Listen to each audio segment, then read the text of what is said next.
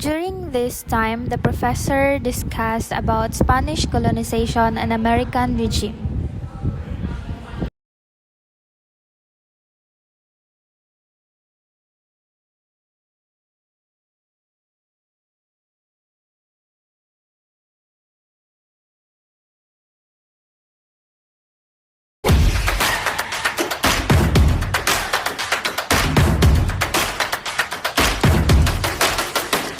The arrival of Ferdinand Magellan in Cebu Mactan on 1521.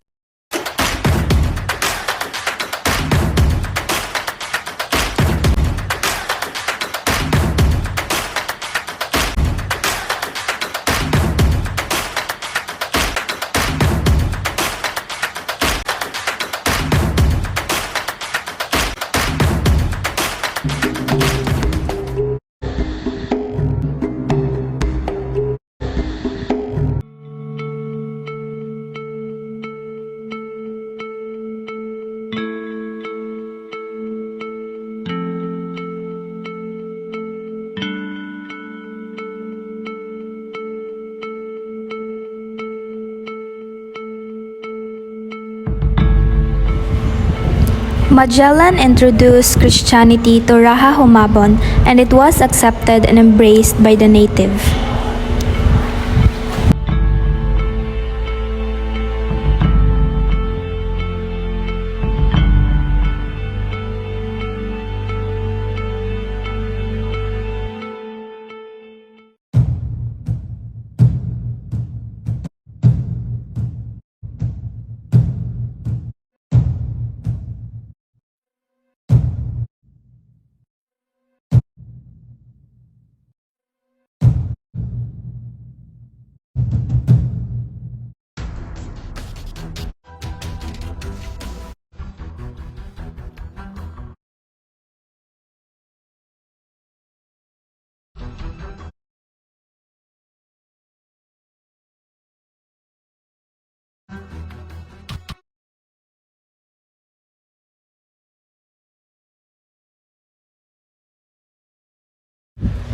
But Lapu-Lapu, the ruler of Mactan, resisted, and determination of converting them into Catholicism. Magellan were involved in the political rivalries between natives and took part in the fragile.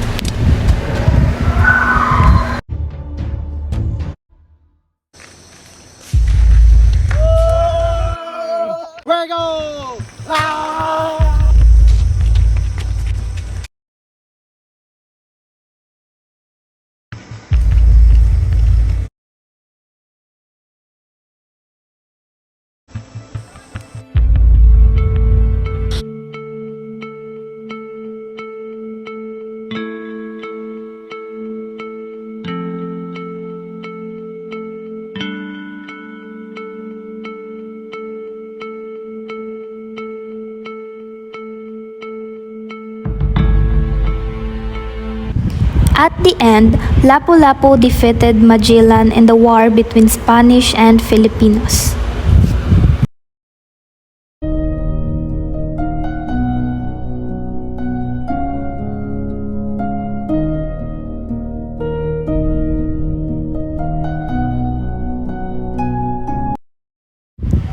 The Filipino people performed forced labor. Along their way, the civil guard tortured them and asked them for money, or the so-called Spanish taxation system.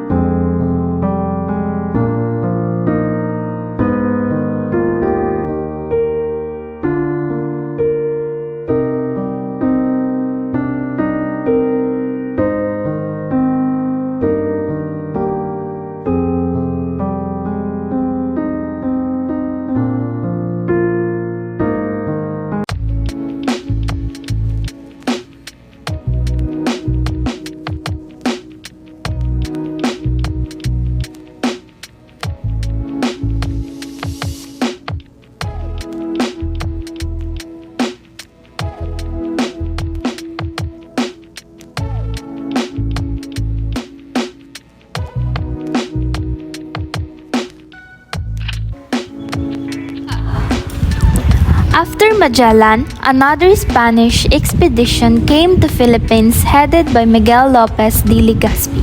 He landed in Cebu Island on February 13, 1565, and went to Bohol where he made a blood compact with the chieftain Datu Sikatuna as a sign of friendship.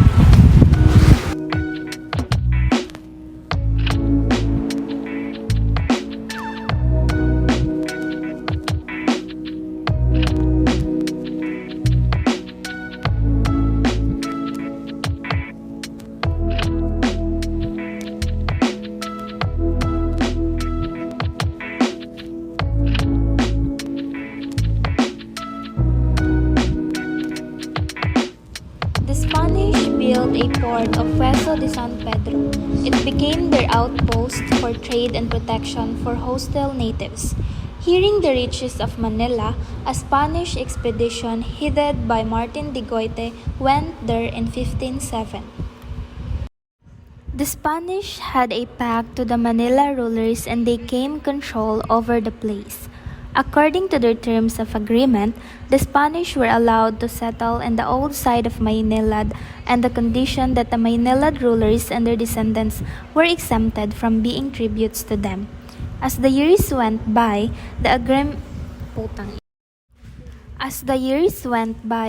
agreement became invalid as the new Spanish rulers forced all Filipinas to pay taxes. They were tortured and killed those who resisted and forced the Filipinos to work until they passed out. Also, they raped Filipino women whenever they like. The Filipinos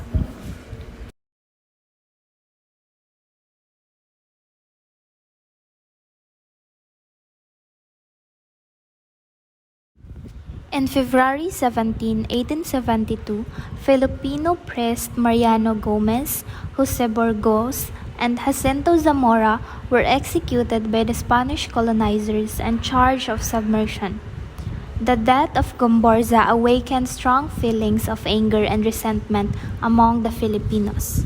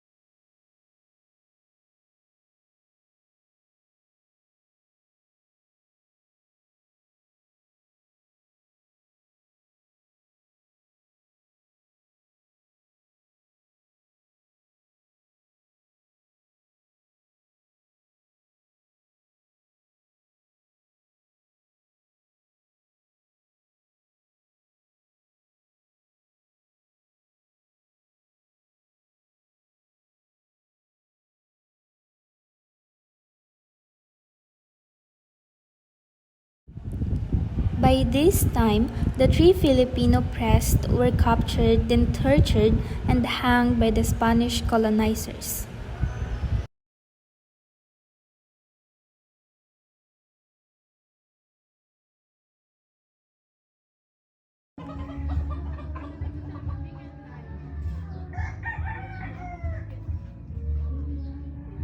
Sige lang.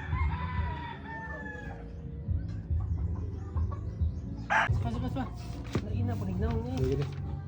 Sukat lang. Padaan lang.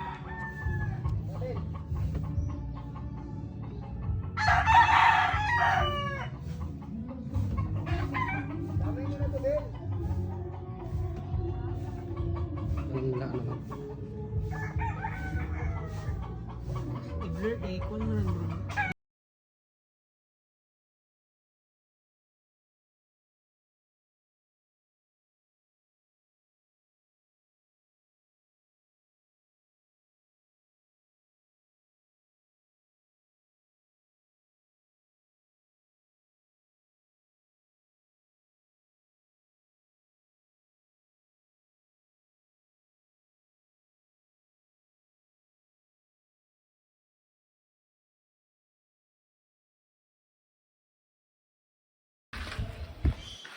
Abunte. Fuego.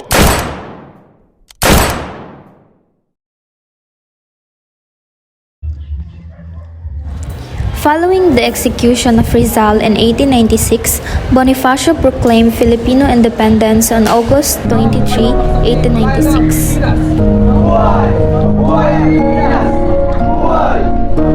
The fighting with Filipino rebels began as a result of the U.S. refusal to include the Filipino nationalists in negotiations over the future of the Philippines. Because of this, the Americans proclaimed war over the Filipinos.